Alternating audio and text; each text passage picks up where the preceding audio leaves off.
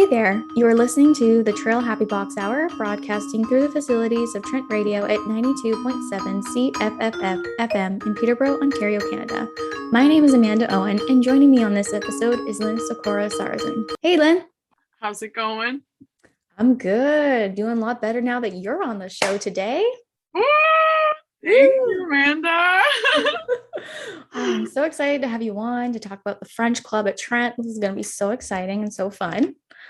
And so, Lynn, I've been kind of hyping up the French jokes that I've found for you, and they're terrible. So no, I can't believe that. I can't believe that they're terrible. So what do the French call a really bad Thursday? Yeah, I'm not sure, Amanda. How about you let me know? A tragedy. Ooh! I like that joke, though. It's a good one. You could share it at French Club and tell all your French friends. Because I call them Frenchies. Yes. Yeah, I couldn't speak actual French or do an interview in French with you, so I'm terribly sorry. I haven't taken a French class in like 3 years. That's okay. I'm not hating here. No, sorry. I mean, I wish I could speak French fluently, but that's a problem for another day. That's a future goal. That's a future goal. Yes. And my other joke that I found for you is don't eat the French fish. It's poisson.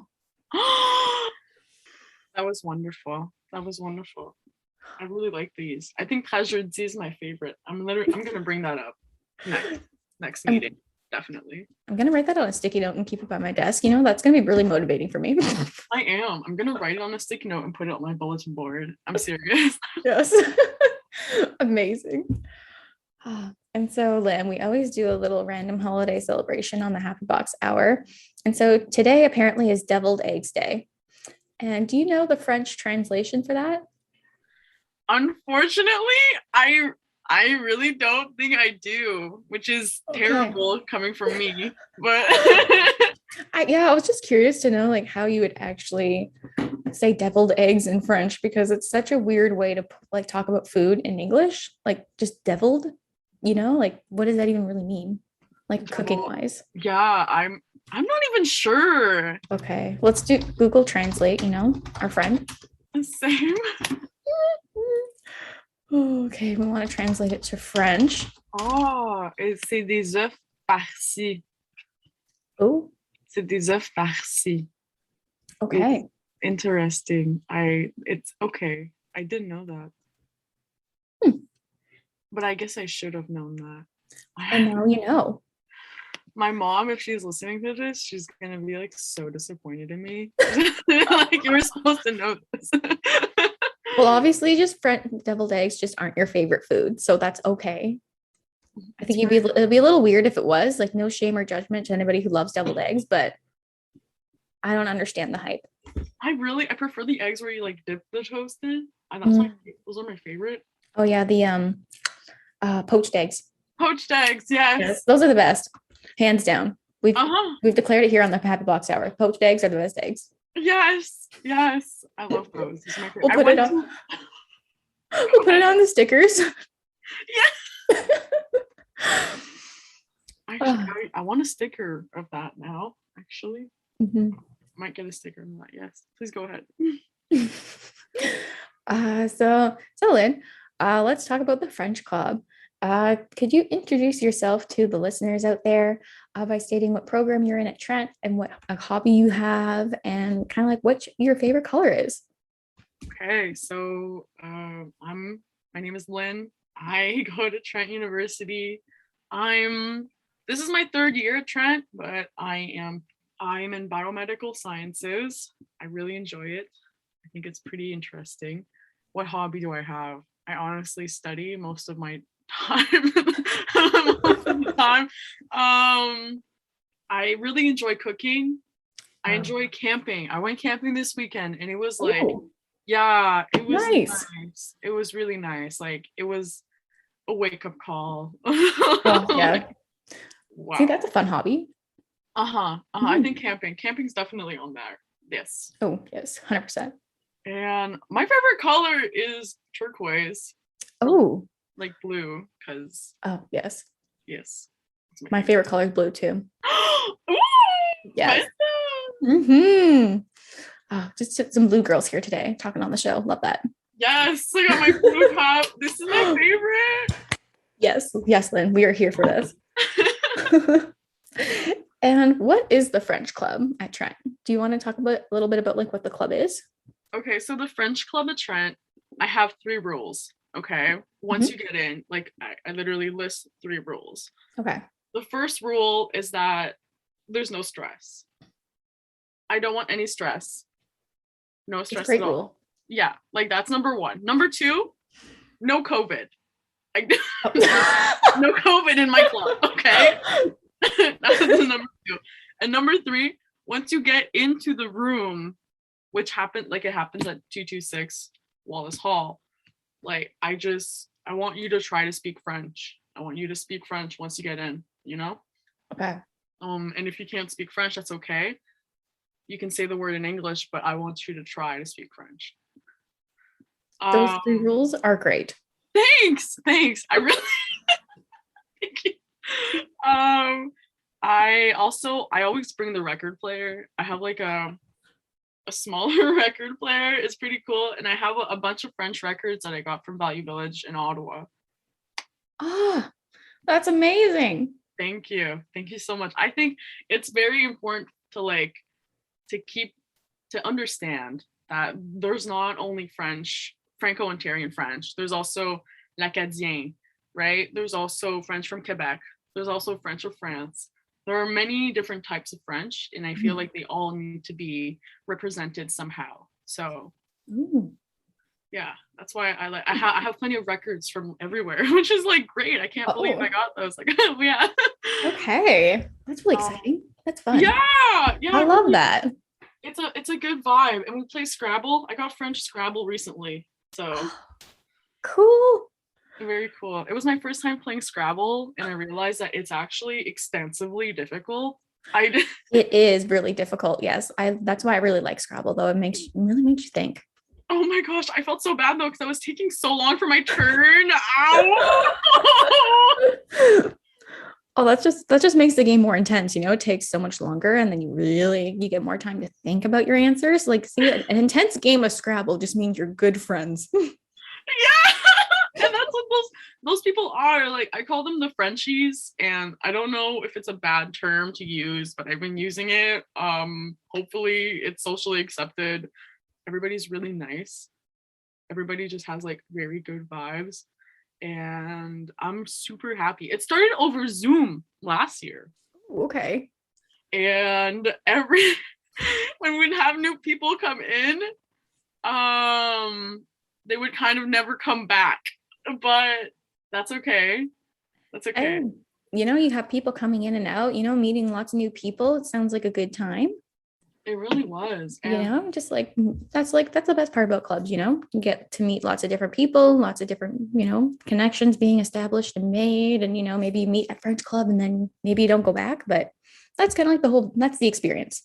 It is. And like, I realize that now. And especially then I was like, I was questioning what I was doing wrong, but there wasn't a lot that I could do because it's like we could stream a movie that's in French. But other than that, unfortunately, there isn't much I could do. But Carson always came back. Carson came back every week, and that kept me going. Yes, Carson. Yes. Yes, that was great. So the French Club is really just it's a vibey thing. Everybody comes, speak French, just hang out in French and practice the language that is dying, by the way. Not a lot of people speak French anymore. So, yes. Very cool. Very exciting. Good times. Sounds like a great time just to hang out with you and your records from Valley Village that are in French. I mean, I will come and hang out with you guys. Like, I can't really speak French too great, but I'll bring my dictionary and hang out. Yes. Yes, please do. And so then, as the president of the French Club, what do you do? So as the president of the French Club, I like to think of ideas with other people in the club about what we could possibly do. Okay. So we've been thinking it's not really a solo loco type of deal. It's more like I'm here and I depend on the people who are in the club to help me with my ideas. So I don't do much as the president, to be honest. I just kind of, I bring the record player to every meeting and that, oh Yeah, my that's the god, important job. Amanda, it's so heavy because like right now I'm working with Sebastian to actually make a French section in the library at Traill. Ooh, that's exciting. Yeah, I think it's really exciting. He found a few French books, including one, Charlie Brown with like Snoopy? Oh, really? There was one in French Oh, from like 1969 or something. of course we have that now. Hmm. Of course. That makes sense. That belongs to Trail. Yeah, really, you're right. It really does. So, Lynn, how long have you been speaking French for? I've been speaking French ever since I was a baby. French is actually my first language. Oh, wonderful. Mm-hmm. My parents say that I grew up bilingual because my dad was English and my mom was French. So like I would just speak to them. They would ask me a question. I would answer my dad in English, but in the middle of the sentence, I would translate everything to French when I looked at my mom. Oh, okay. So yeah, I went to a French school though, and I spoke English with my dad. So I guess it kind of just happened. Um, yeah, so I've been speaking French ever since I was a baby. And my mom's family is actually super duper French. Okay. And yeah, in such a way where like my grandma, she's kind of a really big deal when it comes to French speaking people, especially in North Bay. Okay. Yeah, she literally taught at the University of Nipissing, which I didn't know until recently. She Oh, taught French. interesting. Yeah, I didn't know that. um, she also she was like a translator for a lot of stuff for many radio things, TV. I have no idea, but the list goes Oh, on. Yeah, okay. and what else? She also did. I kind of want to bring it back.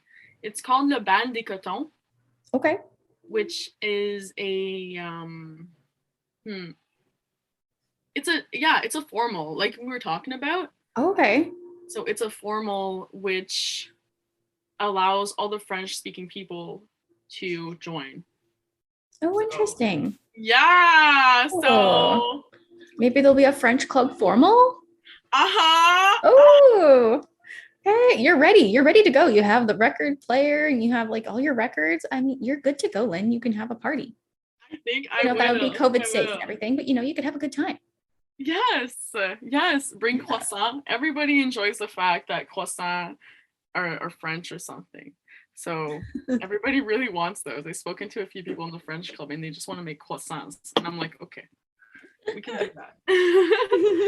And what else? My grandmother she did like so much stuff. She's okay. So you know how there's like La Saint Jean, which is in Quebec, the the big it's the Quebec Day, I guess. It's where you celebrate French speaking individuals in Quebec, from what I can understand.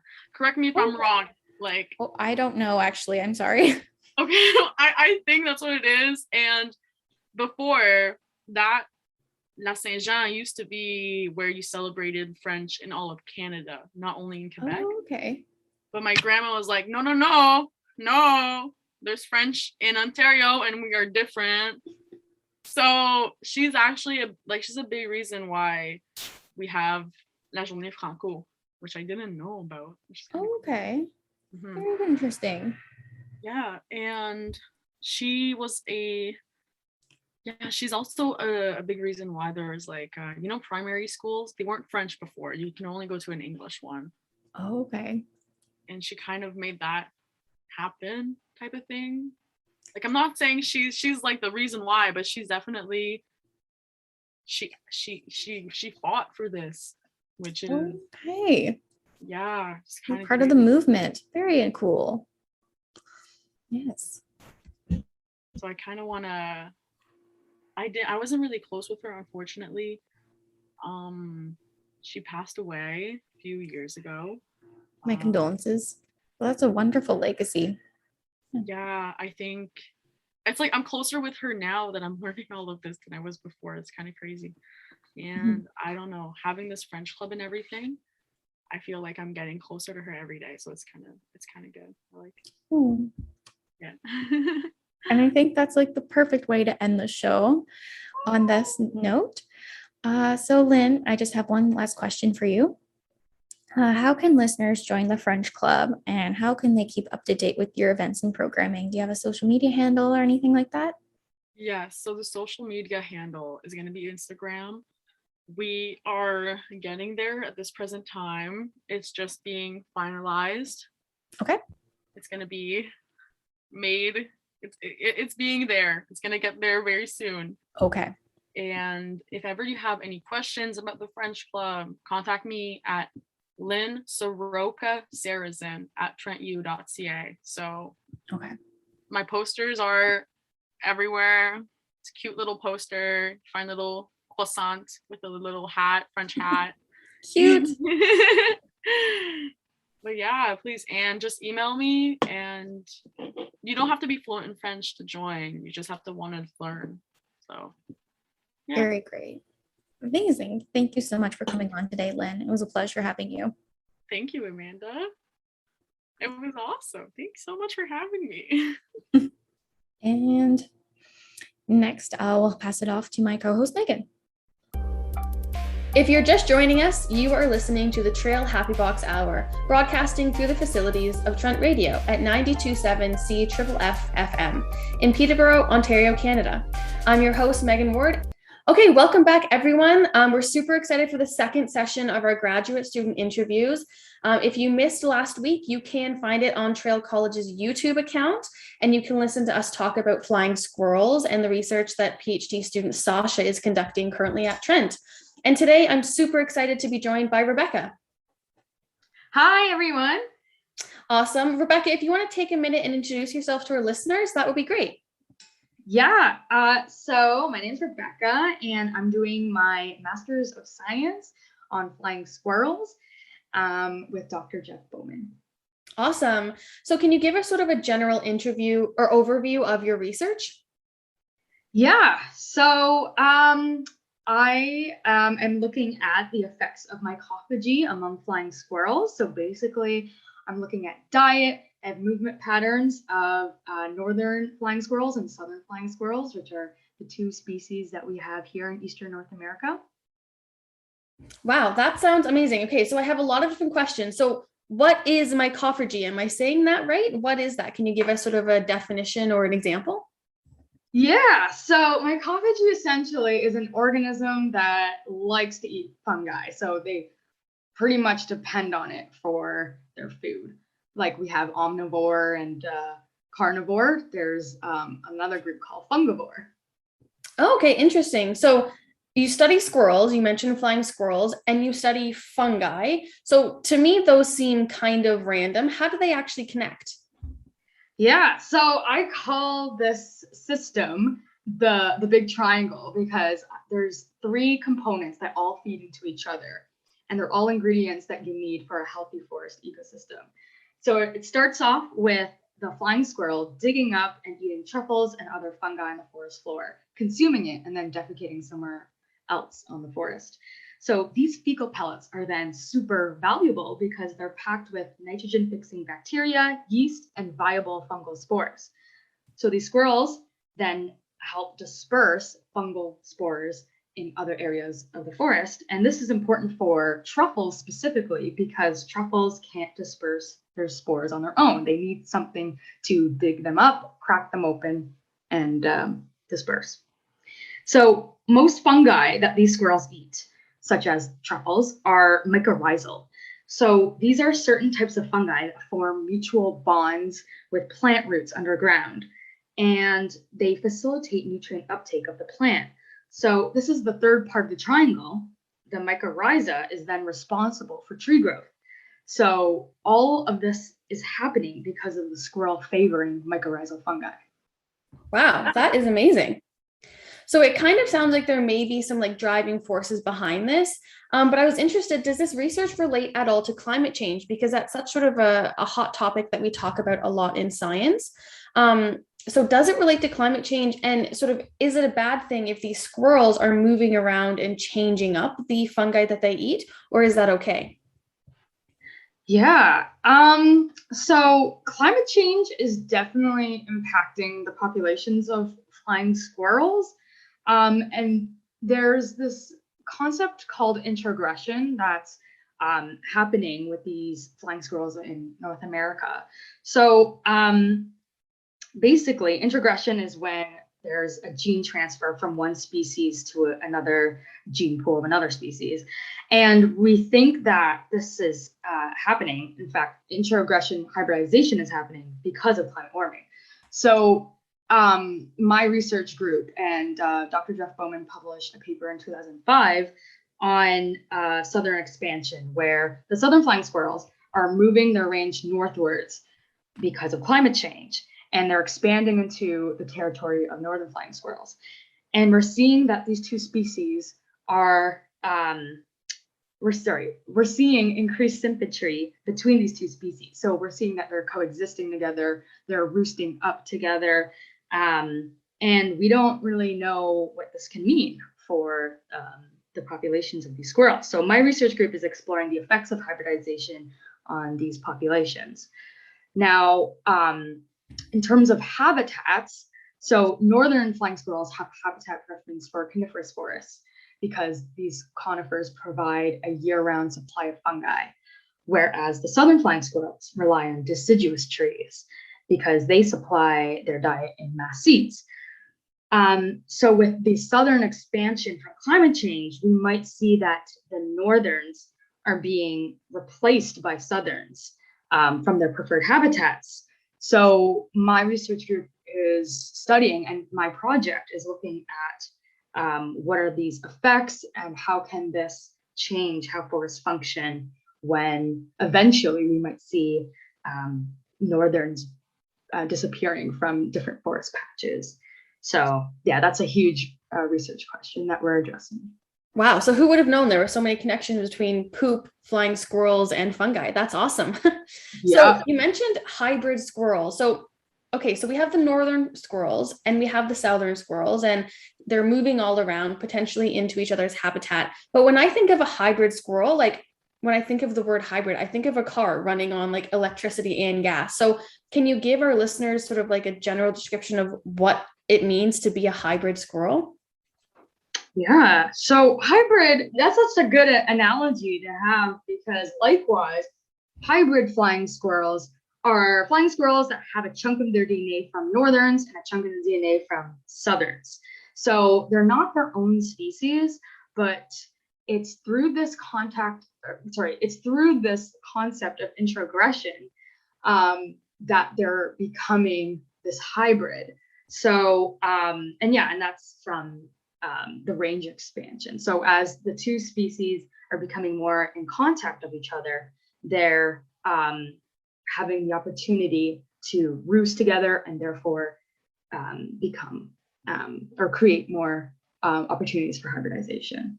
Wow. So you mentioned like the southern squirrels have specific habitats that they like to live in and eat in. And then the northern squirrels have maybe a different habitat. So potentially these kind of hybrids, these mix of the two can live in either one, and they're not sort of restricted based on their habitat. Well, that's something we're figuring out, but I think that's the idea there is that we don't know where we don't really know too much about the hybrids. So it seems as though with southern expansion, we're going to see hybrids kind of potentially populating forest patches and forest stands. So yeah, that might have consequences on the habitat preferences. And do you expect if we do see hybrids in different habitats that maybe we'll end up seeing different types of like fungi in different habitats if they're able to spread it? Yeah. One big question is what are the hybrids eating? So that's something we don't know. And with the increase in hybridization, we might see that there might be no fungi in the forest because maybe the hybrids will prefer mass seed crops. That's one potential idea. And therefore, if no one's eating the fungi and no one's dispersing the fungi, then maybe we'll see less diverse fungi in different forest stands. So Right. Because you said some species of fungi rely on the squirrels to spread their seeds so they can keep growing. So without those squirrels, those fungi are kind of kaput. exactly. Oh, wow. Okay. So this is very complex. I didn't realize how sort of interconnected everything is. That's awesome. The big triangle. Yeah. Okay, cool. So I guess we'll sort of have to wait and see. Maybe we'll have you back in a year or so and see what we now know about squirrels and fungi and poop in like 12 months or 18 months. Yeah, yeah. Okay, sounds good. We'll pencil you in. I'm excited. So my sort of last question is just what's been the best part of your research so far? Do you do a lot of cool field work? Have you sort of seen the squirrels? What's been like your prime part of this whole research? Yeah, so I've been in the field since last October. So the forest has been my office, so to speak. So I really like observe how they live their lives at my research site. So be honest, have you named them? Are there specific squirrels that have names? Oh, they're all named. So basically, we inject pit tags, so it's passive. Okay, actually, I don't remember the acronym. Okay, anyways, sorry. It's okay.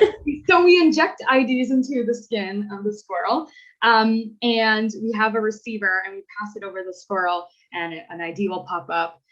So instead of memorizing the 6-digit code on the pit tags, we just give them names. So we named all the squirrels after office characters. My supervisor, Dr. Jeff Bowman, is really obsessed with the show. So he knows every, cameo appearance, every guest appearance on the show. So he just names them after office characters. I've been naming them after Glee characters and The Good Place because, that was my favorite shows. Yeah, and you could really know the personality of the squirrel. So we had a squirrel named Jan who was very chaotic. She would always try to, bite us and squirm. It's a very feisty little squirrel. We have Kevin who poops a lot. We have Jim, who's like a fierce leader, just kind of bold and unexpectedly bold. Like he'd be fine women, and then all of a sudden he would try to, wiggle out of your grasp. Yeah. And then we have trap happy squirrels. So we have a few northern squirrels that are always in a trap. Like we'll catch them in the same traps all of the time because their roosts are right beside the traps. So trap happy is what we call squirrels that are constantly going into traps, and they're just so familiar with us. I was just saying this to my lab mates yesterday. I was saying how every time we go out to do trapping, it's we're hanging out with our friends because we're so connected with them, and they're just used to us. So that's amazing. It's really nice to be so close with these mammals. Yeah, that's really cool. Well, it sounds like you have a huge passion for your research. So if our listeners are interested in maybe learning a little bit more or getting in contact with you, so where should they look? Yeah. Okay. So for the research project specifically, you can check out the project webpage at flyingsquirrelproject.wordpress.com or on Twitter at @FourthAFlyer. But you can check out my work and what I'm up to on Twitter at Rebecca Prasad and on Instagram at Becca Sauce. Well, that is awesome. And that is all for us today. So thank you for tuning into the Traill Happy Box Hour, broadcasting through the facilities of Trent Radio at 92.7 CFFF FM in Peterborough, Ontario, Canada. My name is Megan Ward, and we look forward to chatting next week. Thank you, Rebecca, for coming and being our guest. Thank you so much. It was so awesome to talk to you guys and share my research and my experiences. Yeah, I think it was wonderful. And make sure you check out Traill College on Instagram for more #TraillWow content at Traill College. Bye for now.